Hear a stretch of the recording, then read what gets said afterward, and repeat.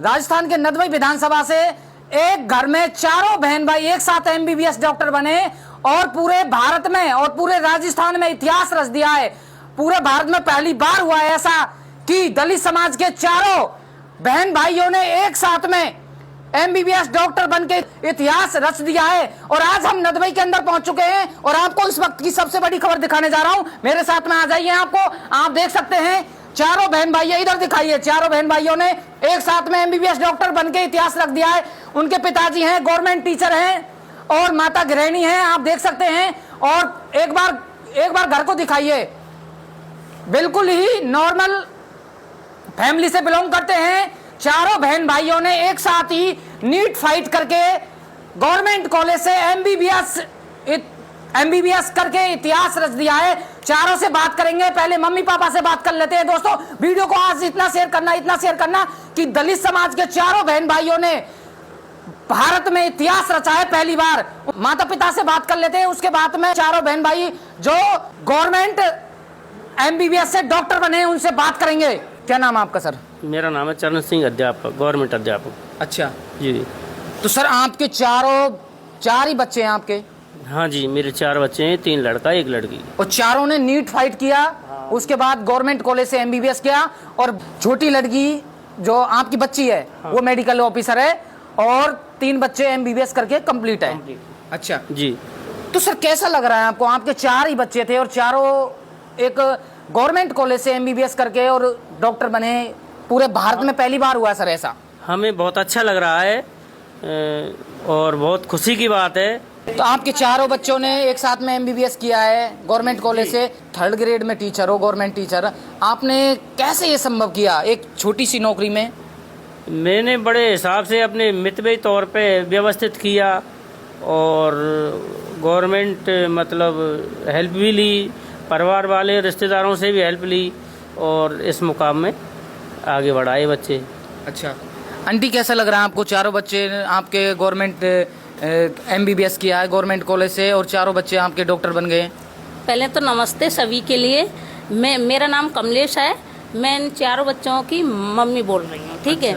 और मुझे बहुत फख्र की बात है कि मेरे बच्चे मतलब नीट क्रॉस करके और एमबीबीएस कर चुके और बहुत ही फख्र की मेरी छोटी बेटी मेडिकल ऑफिसर है। बड़ों बच्चों ने पीजी का एग्जाम दिया है। चारों ने गवर्नमेंट कॉलेज से किया है? जी हाँ, गवर्नमेंट कॉलेज से किया है सभी ने। अच्छा। और बहुत ही हम पे इतना नहीं बन पाता, अगर प्राइवेट से करवाते तो नहीं बन पाता क्योंकि 3rd ग्रेड के टीचर हैं, वो क्या कर सकते हैं। आपके तो मकान पे भी प्लास्टर नहीं है, मैं देख रहा हूँ। देखो जब पैसा था हमारे पास सभी इन बच्चों में सारा पैसा आपने पूरा बच्चों की पढ़ाई में लगा दिया। सारा पैसा बच्चों की पढ़ाई में लगा दिया। घर में भी किवाड़ नहीं है, देखो पर्दे टंगे हुए घर में। देख लो घर की स्थिति देख लो। आप ये सोच रहे होंगे कि गवर्नमेंट टीचर होता है उसको 70-80 हजार सैलरी मिलती है, अच्छा परिवार होगा, अच्छा होगा। इन्होंने अपनी नौकरी में चारों बच्चों को पढ़ाया है और 1 रुपया भी बैकअप के तौर पर नहीं है इनके पास में। गवर्नमेंट टीचर है 3rd ग्रेड में। और आप मकान की स्थिति देख सकते हैं, 2-3 कमरे हैं और इधर लेटरिन बाथरूम है और छोटा सा ये इनका जो ये आशियाना है, इनका घर कह सकते हैं। छोटे से मकान में ये रहते हैं। आपको हजारों शब्द मिल जाएंगे बहाने बनाने के लिए, लेकिन मेहनत करने वालों की कभी हार नहीं होती। इस चीज को जहन में उतार लेना। और दलित समाज से चारों बहन भाइयों ने जाटव समाज का नाम रोशन किया पूरे भारत में।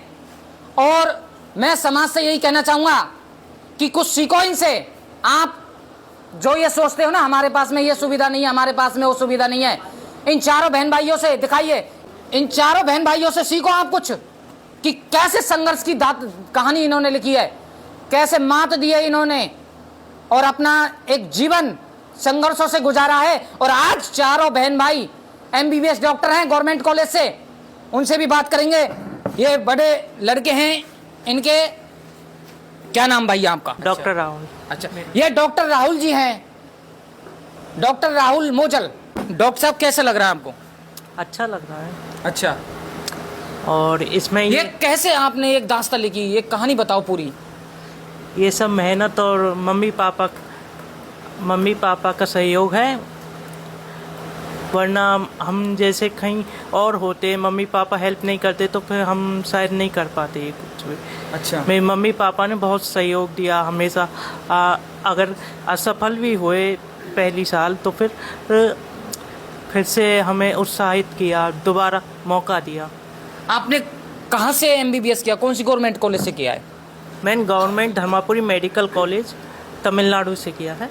अच्छा अच्छा अच्छा, धर्मापुरी मेडिकल कॉलेज तमिलनाडु से इन्होंने साउथ से एमबीबीएस किया है और आपको बहुत ही जल्दी ये एक गवर्नमेंट मेडिकल ऑफिसर की पोस्ट पर आपको बहुत ही जल्दी देखने को मिलेंगे। ये बड़े ही बड़े हैं। जो दूसरे नंबर के भाई हैं उन्होंने भी सेम कॉलेज से ही उन्होंने भी एमबीबीएस किया है। आपने भी उसी कॉलेज से किया? हाँ, मैंने भी उसी कॉलेज से किया है। अच्छा। हाँ। तो कैसे चारों बहन भाइयों के जहन में आया कि हमको इस लाइन में जाना चाहिए, मेडिकल लाइन में जाना चाहिए? तब कि आपके पिताजी एक गवर्नमेंट टीचर हैं और आपने मेडिकल लाइन क्यों चुनी? चारों ने अलग अलग क्यों नहीं चुना, चारों बहन भाइयों ने? एक्चुअली मेरा तो ये बचपन का सपना था कि अच्छा। मुझे डॉक्टर बनना है। अच्छा। फिर मैंने 12th के बाद 11th से ही मैंने बायो ले ली कि मुझे डॉक्टर के लिए बायो ज़रूरी होती है। अच्छा। आपने फर्स्ट अटेम्प्ट में ही नीट क्लियर कर लिया? नहीं, मैं सेकंड अटेम्प्ट में। क्यों? क्योंकि उसके बाद हमें इतनी नॉलेज नहीं थी कि कौन सी कोचिंग लें। हमारे भी मतलब आसपास किसी रिलेटिव में भी नहीं थे, तो मैं पहली कोचिंग में गया, वहाँ से टीचर चले गए, काफ़ी कुछ प्रॉब्लम आई, लेकिन फाइनली हमने अपने पढ़ाई पे फोकस करी और क्लियर कर दिया। हार नहीं मानी? हार नहीं मानी। असफल हुए तो मम्मी पापा ने प्रोत्साहित किया, मम्मी पापा का मेन रोल लिया, उन्होंने पैसे खर्च किए। और हमारे जो नाना जी थे ना, वो बहुत खुश होते थे हमारी 10th में परसेंट, 12th में परसेंट, तो उन्होंने हमेशा शाबाशी दी है। आज वो इस दुनिया में नहीं है, लेकिन वो हमेशा साथ दिया उन्होंने, हमेशा खुश होते थे। अच्छा। और हमारे जो मामा हैं उन्होंने भी हमें हमारा बहुत सपोर्ट दिया है। उन्होंने भी जैसे हमें जॉइनिंग में करवाने में, कोई भी चीज़ में उन्होंने सभी ने सपोर्ट दिया हमें। हमारा समाज बैक फुट पे जा रहा है। हम अगर बात करें समाज की, तो समाज को क्या संदेश देना चाहोगे आप? समाज को यही संदेश देना चाहता हूँ कि पहले फोकस ऑन स्टडी, केवल स्टडी पे फोकस करो।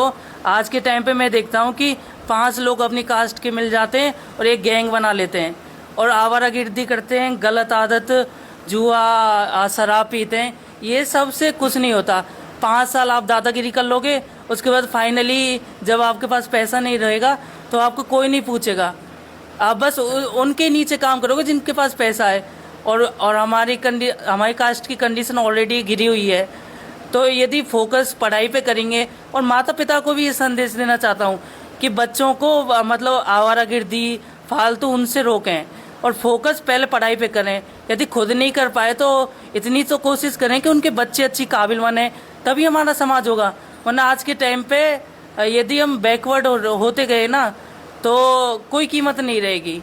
हमारी कास्ट की भी प्रॉब्लम है ये। जो बहाने बनाते लोग, हमारे पास में ये मूलभूत सुविधा नहीं है, हमारे पास में ये नहीं है, हमारे पिताजी डॉक्टर होते या हमारे पिताजी टीचर होते तो हम ये बन जाते, हम वो बन जाते, उनके लिए क्या कहना चाहोगे जो बहाने बनाते हैं? देखो, बहाने बनाने वाले तो कभी कुछ कर नहीं पाते। नंबर 1 बात है कि जज्बा होना चाहिए। यदि हमें कुछ करना है तो हमें उस चीज़ के लिए कोशिश पूरी करनी चाहिए। ऐसे नहीं है कि मेरे पास ये चीज़ नहीं है, मेरे पास बुक नहीं है, सब चीज़ अवेलेबल कराएंगे। यदि आप किसी से सपोर्ट मांगोगे तो देंगे। हो सके एक जना सपोर्ट नहीं दे लेकिन दूसरा देगा। यदि कोई मेरे से सपोर्ट मांगेगा पर्सनली, यदि मेरी कोई कास्ट का बच्चा, मेरे समाज का, तो मैं दूंगा, जितनी मेरे से होगी वो दूंगा। लेकिन यदि आप सोचोगे नहीं, सपने देखोगे नहीं, तो पूरे कैसे करोगे?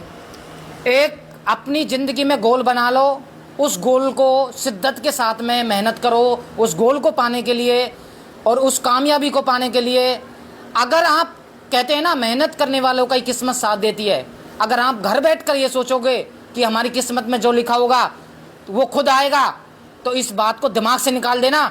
मेहनत के बलबूते आप कुछ करोगे और किस्मत आपका तभी साथ देगी तब आप मेहनत करोगे, वरना ये किस्मत का रोना, जिंदगी भर रोना, आप कुछ नहीं कर पाओगे जिंदगी में। मेरा इस समाज से यही कहना है, जो ये बहाने बनाते हैं ना, तो ये बहाने बनाना छोड़ दो और आज ही अपना गोल चुन लो।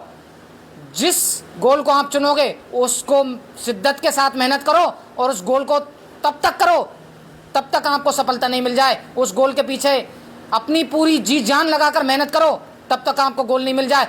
आपको सफल होने से कोई भी नहीं रोक सकता, ये मैं लिख कर देता हूँ, ये मेरा वचन है आपके लिए। और भी हैं, तीसरे नंबर के भाई हैं, उन्होंने कहाँ से नीट किया, कहाँ से उन्होंने MBBS किया, इस मुकाम तक कैसे पहुंचे, उनसे भी बात करते हैं। इनका नाम डॉक्टर लोकेश मोजल। अब डॉक्टर सूरज मोजल जो तीसरे नंबर के भाई हैं, 2 से हमने बात कर ली है, अब तीसरे नंबर के भाई हैं, उनसे बात करेंगे, फिर लास्ट में सिस्टर से बात करेंगे। तो सूरज भाई, आपने कहाँ से नीट किया, कहाँ से, बताओ थोड़ा सा संघर्ष की कहानी। सबसे पहले मेरा सभी को जय भीम है।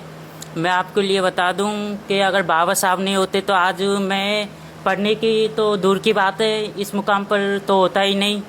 बाकी मेरे माता पिता जिन्होंने बहुत संघर्ष किया।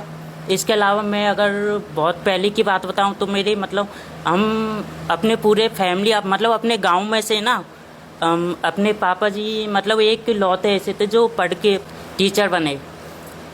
इसके अलावा जो पुरानी स्थिति अपनी मतलब इतने नहीं थे, हम मतलब गरीबी फैमिली मतलब बहुत गरीब फैमिली थे अपने मतलब है ना मतलब खाना भी सही नहीं बनता था। पिताजी थोड़ा सा ठीक ठाक पढ़े, पीछे से गांव के हैं, सावोरा गांव है नदवई के पास में। पिताजी जैसे टीचर्स बने, गवर्नमेंट टीचर बने 3rd ग्रेड में। उसके बाद में ये जैसे तैसे करके इन्होंने एक छोटा सा 2 कमरे का प्लॉट लिया यहाँ पर नदवई में। यहाँ पर ये निकल के आए, इन्होंने 4 बच्चों को पढ़ाया और 4 बच्चे आज गवर्नमेंट डॉक्टर हैं MBBS करके। तो दोस्तों कितनी बड़ी बात है, इतिहास बनाया है पूरे भारत में, पहली बार इतिहास रचा है दोस्तों।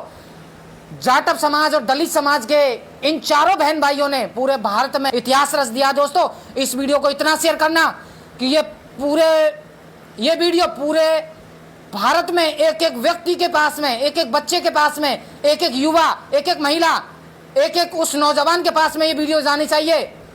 इस वीडियो को देखकर कितने कामयाबी की सीढ़ी पर चढ़ेंगे।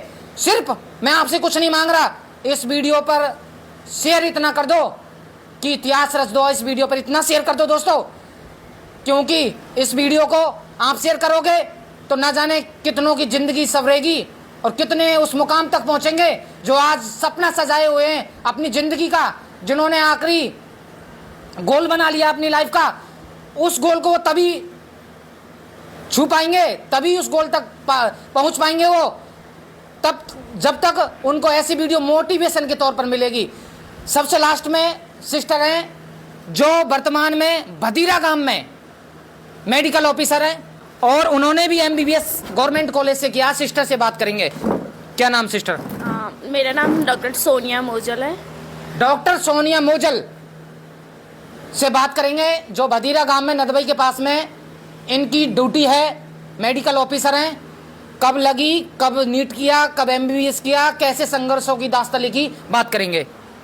तो सबसे पहले तो मैं बताना चाहूँगी कि मैंने मेरी MBBS है वो 2019 में प्रवेश लिया था RNT उदयपुर में। उसके बाद 5 साल बाद मेरे पूरा होने के बाद मैंने एक मेडिकल ऑफिसर का एग्ज़ाम दिया था, जिसमें मेरी पोस्टिंग अभी यहाँ भदीरा PHC पे हुई है। तो इन समय मैं आप सभी को बताना चाहूँगी कि देखा जाता है कि जनरली कि लड़कियों को लड़कों से बहुत ज़्यादा कंपेयर किया जाता है, और लड़कियों को कई घर ऐसे हैं जहाँ पे लड़कियों को गवर्नमेंट स्कूल में पढ़ाया जाता है और लड़कों को प्राइवेट में। मैंने देखा है, मेरे घर में भी काफ़ी लोगों को देखा है, लेकिन मेरे मम्मी पापा ने ना आज तक कभी ऐसा भेदभाव नहीं किया, बल्कि मुझे ज़्यादा प्रायोरिटी दी है। कहीं पे भी देख लो आप, मतलब जो भी पॉसिबल हो सका है ना, उन्होंने मेरे लिए वो सब कुछ किया है। यही रीज़न है कि मैं आज यहाँ पे पहुँची हूँ। कभी भी कुछ भी होता था ना, तो मेरे पापा जी हमेशा, मम्मी पापा दोनों ही कोशिश करते थे कि बिटिया को ज़्यादा ही मिले बजाय बच्चों के। और अच्छा, 10th में आपकी कितनी परसेंटेज थी? 10th में मेरी 90.83 थी फ्रॉम नूतन स्कूल। और 12th में? 12th में 94.40। चारों बहन भाइयों ने 12th क्लास में बायो किया है और चारों की परसेंटेज अच्छा है। अगर आपके जहन में ये हो कि आरक्षण के तौर पर लगे, लोग कुछ कमेंट में ये भी बोलते हैं कि इनको ये आरक्षण की वजह से लगे क्योंकि आप दलित समाज से आते हो, जाटव समाज से आते हो, तो उनको कैसे बताओ, क्या कहना चाहोगे आप? देखो, रही बात रिजर्वेशन की, तो अगर आप कंपेयर कर रहे हो ना, तो आप उन पुराने दशकों को कंपेयर करो जहाँ हमारी कैटेगरी पे बहुत ज़्यादा अत्याचार हुए हैं, तो आप कैसे कह सकते हो कि बस 50 साल में हम रिजर्वेशन के तौर पे आपके लेवल पे पहुँच जाएंगे? ये तो बिल्कुल पॉसिबल नहीं है ना। आपको लगता है कि हम रिजर्वेशन के तौर पे ही ऊपर बढ़ते हैं, पर आपको पता है कि जब हम MBBS करके नीट देते हैं ना, तो जो फर्स्ट ईयर से लेके फाइनल ईयर तक होती है ना, उनमें हमें इक्वल 50% लाने होते हैं पास करने के लिए। उसमें कोई रिजर्वेशन का कोई मतलब नहीं है। रिजर्वेशन नहीं होता, हालांकि नीट होता है रिजर्वेशन बेस्ड, लेकिन नीट के बाद जो भी 4 साल होते हैं ना, उनमें हमें प्रॉपर 50% ही चाहिए होता है। और अभी जो मैंने मेडिकल ऑफिसर का एग्ज़ाम दिया है ना, उसमें भी मेरे इतने अच्छे मार्क्स आए ना कि मैं अगर OBC से होती, EWS जनरल से होती ना, तो भी आज मैं मेडिकल ऑफिसर ही होती। और कहीं भी देख लो, आपको अगर लग रहा है ना कि कोई भी डाउट है, तो मैं आपको मेरी मार्कशीट भी शेयर कर सकती हूँ, 10th की, 12th की और मेरी मेडिकल ऑफिसर की। जो बच्ची 10th में 12th में 90+ अंक ला रही है, उसको रिजर्वेशन की ज़रूरत है क्या? आप बताओ, मैं आपसे पूछना चाहता हूँ, उसको रिजर्वेशन की ज़रूरत है क्या? जो बच्ची 10th में 12th में मेरिट मारी है। फर्स्ट अटैम्प्ट में मेरा नीट क्लियर कर दिया था। अच्छा, उसके बाद में आपने MBBS किया? हाँ, MBBS मैंने किया 2019 बैच से। अच्छा, 2019 बैच से MBBS किया। अभी आपको जो मेडिकल ऑफिसर की पोस्ट मिली है, ये कितने दिन से आप ज्वाइन किया? 15 अगस्त से मेरी ज्वाइनिंग हुई है as a medical officer incharge MOIC के रूप में। अच्छा, तो अभी बस मैं चली। तो आप देख सकते हैं, जो लोग ये कहते हैं ना कि हमारे पास में ये मूलभूत सुविधा नहीं है, हमारे पापा ये होते हैं, हमारी मम्मी ये होती, हमारे पास में ज़मीन होती, हमारा घर ऐसा होता वैसा होता, तो ये बहाना बनाने छोड़ दो। आज ही अपने गोल को चुन लो कि मुझे इस लाइन में जाना है। पूरी शिद्दत के साथ, पूरी मेहनत के साथ में उस गोल को अपना जीवन का लक्ष्य बनाकर इतनी मेहनत करो कि सफलता आपके कदम चूमेगी एक दिन, और आपको सफल होने से कोई नहीं रोक सकता। बहन डॉक्टर सोनिया मोजल आज बधीरा में PSC में मेडिकल ऑफिसर हैं। चारों बहन भाइयों ने, आप जो देख रहे हो इस कैमरे के फ्रेम में, चारों ने भरतपुर गवर्नमेंट कॉलेज से MBBS किया है। इन्होंने R&D उदयपुर से गवर्नमेंट कॉलेज से MBBS किया है। दोनों भाइयों ने government college Dharmapuri medical college से, गवर्नमेंट कॉलेज से, साउथ से, तमिलनाडु से MBBS किया है। और चारों बहन भाइयों ने इतिहास की एक दास्तान लिख दी है। राजस्थान के नदबई विधानसभा के अंदर मैं उपस्थित हूँ, और इस छोटे से मकान में रहते हैं जिसमें 3 कमरे हैं, 1 रसोई है, और आप देख सकते हैं प्लास्टर भी नहीं है मकान पर, और पीछे ये पर्दे टके हुए हैं, किवाड़ भी नहीं है। और पिताजी गवर्नमेंट टीचर हैं 3rd ग्रेड में। इन्होंने दास्तान कैसे लिखी है? पिताजी के पास में एक भी पैसा पीछे को नहीं है कि मेरे को बच्चों का शादी करना है, मकान बनाना है, कुछ नहीं करना। चारों बच्चे इस काबिल कर दिए कि पूरे भारत में पहली बार इतिहास रचा है। दलित समाज के लोगों ने, जाटव समाज के बच्चों ने इस वीडियो को इतना शेयर कर दो कि पूरे भारत में वीडियो को पहुंचा दो, और वीडियो को शेयर ज्यादा से ज्यादा करना। दोस्तों, मैं हूं आपके साथ में राहुल मानोता। जय हिंद।